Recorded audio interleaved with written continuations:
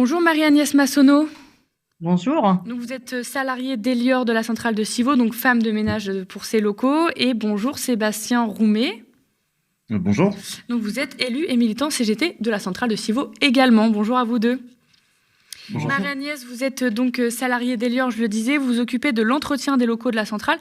Est-ce que vous pouvez un peu nous parler de votre travail et depuis combien de temps vous faites ça? Alors moi, je suis femme de ménage sur le CNPE de Civaux depuis 7 ans. Mhm.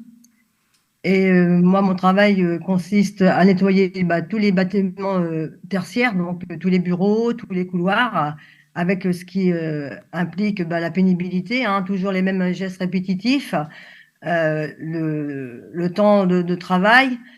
euh, et puis, c'est à peu près tout, hein. Mais bon, on embauche à 6 heures et on débauche à 13 heures. D'accord.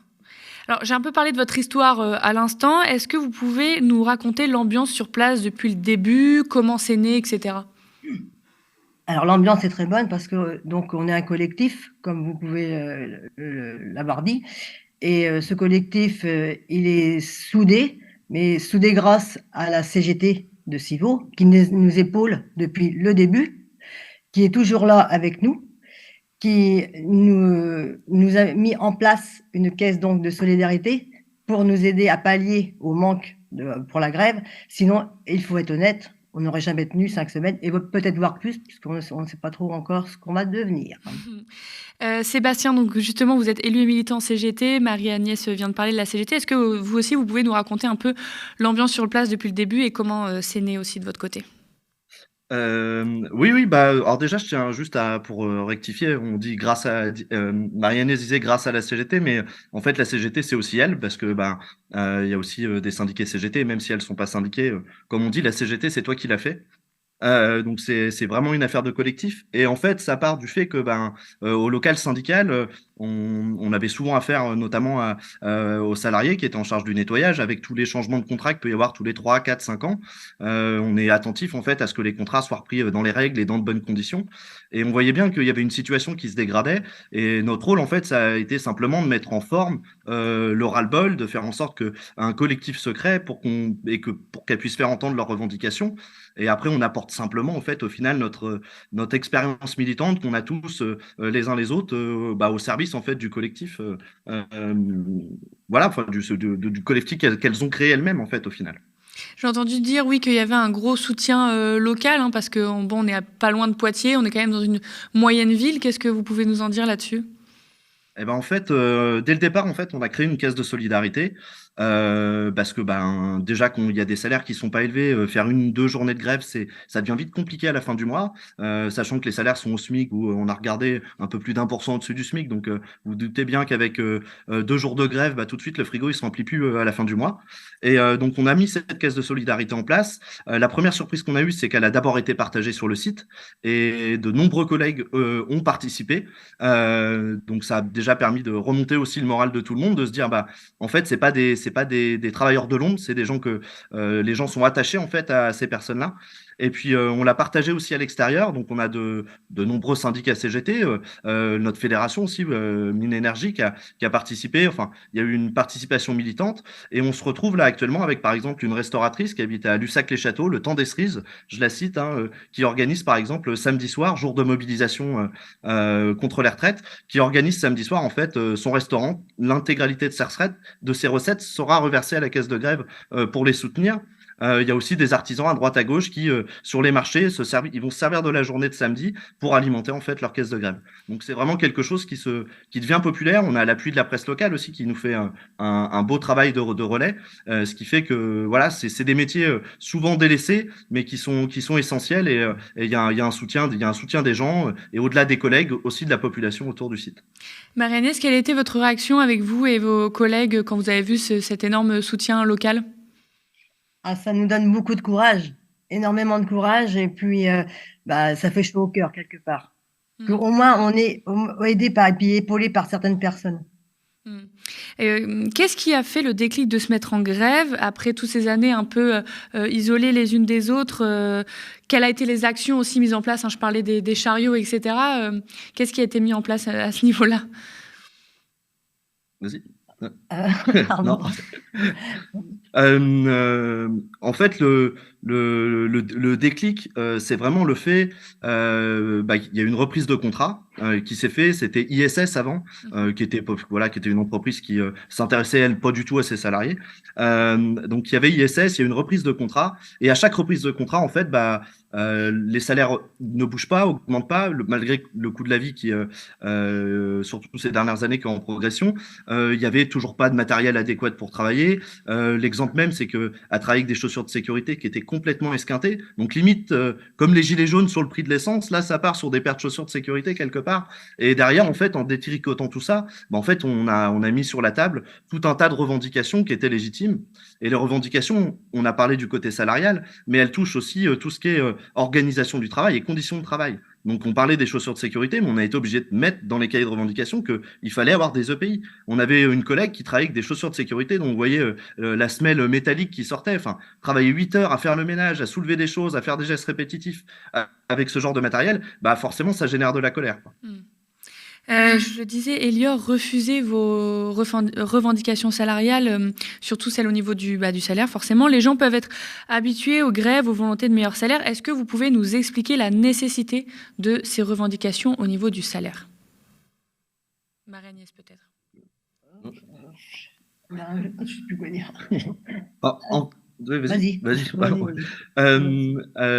Sur la nécessité, en fait, au niveau salarial, il y a vraiment le coût de la vie, le coût de la vie augmente. Donc, il y a eu une première revendication qui était une augmentation de 200 euros bruts par mois, en fait, comme vous l'avez cité, je crois, pour pallier notamment à l'inflation. Il y a le fait aussi qu'elle demandait un 13e mois. Donc certaines d'entre elles, alors pas beaucoup, je crois qu'elles sont deux, avaient un 13e mois aussi, qu'elles avaient réussi à avoir d'entreprises qu'il y avait avant et qu'elles ont réussi à avoir de contrat en contrat à garder. Elles demandent que le 13e mois, en fait, tout le monde l'ait. Voilà. Et donc, voilà, sur la partie salariale, c'était ces constructions-là. La construction de ces revendications s'est faite par rapport sur ces bases-là principalement. Donc, il vient d'y avoir cet après-midi une réunion avec l'entité qui s'occupe de la sous-traitance à EDF, le directeur de la centrale et Elior. Où en sont les discussions? Est-ce que vous pouvez nous tenir un petit peu au courant de comment ça évolue ou pas? Alors, la direction d'Elior a pour l'instant pas rencontré encore officiellement les salariés qui étaient en grève.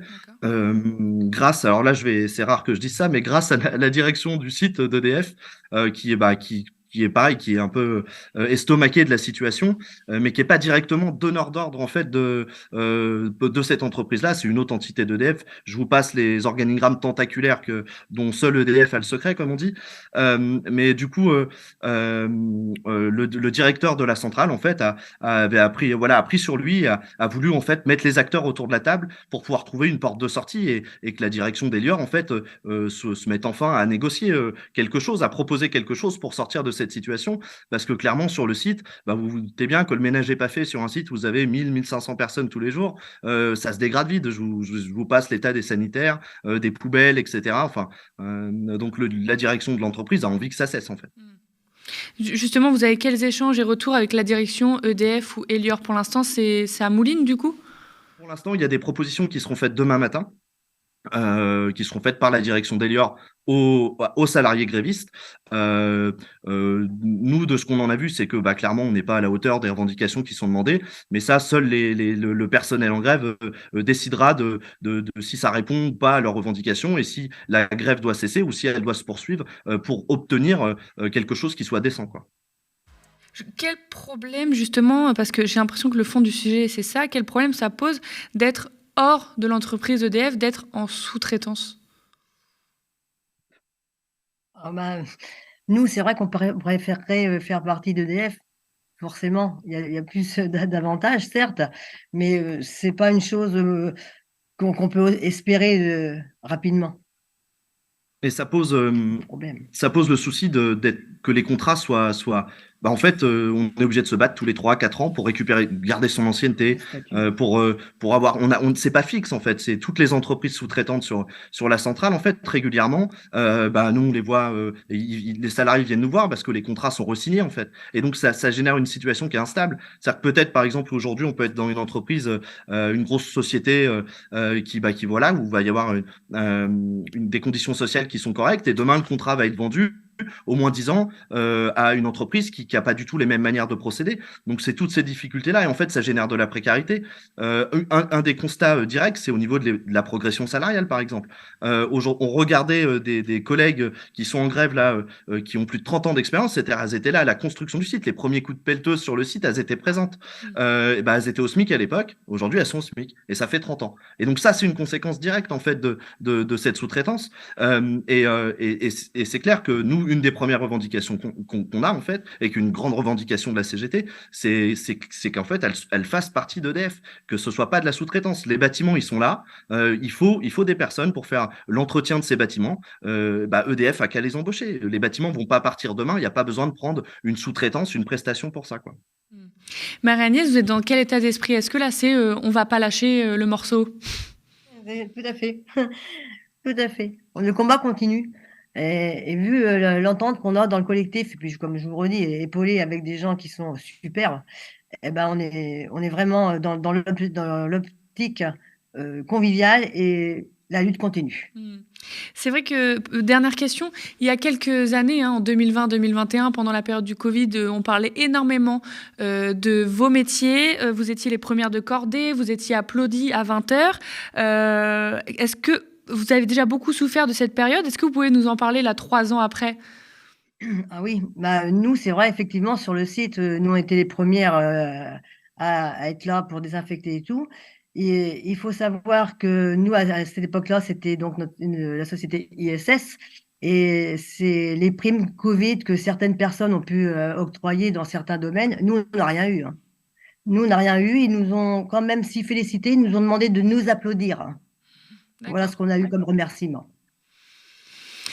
Très bien, en tout cas, je vous remercie beaucoup de nous avoir raconté cette histoire et la lutte dans le Poitou-Charentes, évidemment, un territoire qu'on suit ici aux médias, bien entendu. On suivra, évidemment, parce que je le disais, on est le média des luttes, on suivra, évidemment, votre combat au quotidien et dès demain par rapport à la Réunion. Évidemment, on se tient au courant. Je vous remercie beaucoup, Marie-Agnès Massonneau, je le rappelle, salariée d'Elior de la centrale de Civaux, et Sébastien Roumet, élu et militant CGT de cette même centrale, d'être venu par visio pour nous parler de tout ça. Merci beaucoup. Merci. Et pour vous, chez vous, nous avons pour coutume de dire ils ont des milliards, mais nous sommes des millions. Qui dit information indépendante dit besoin de vous. Le média, votre média, dépend de votre soutien, vos abonnements et vos dons. Si nous sommes en mesure de poursuivre l'antenne 24/7 et la production de nos programmes ainsi que leur diffusion, c'est uniquement grâce à votre soutien. C'est grâce aux abonnements payants qui demeurent notre source de financement la plus pérenne que nous pourrons nous installer définitivement dans le paysage audiovisuel français. Rendez-vous sur soutenez.lemediatv.fr pour vous offrir à partir de 5 € par mois de l'info libre et indé.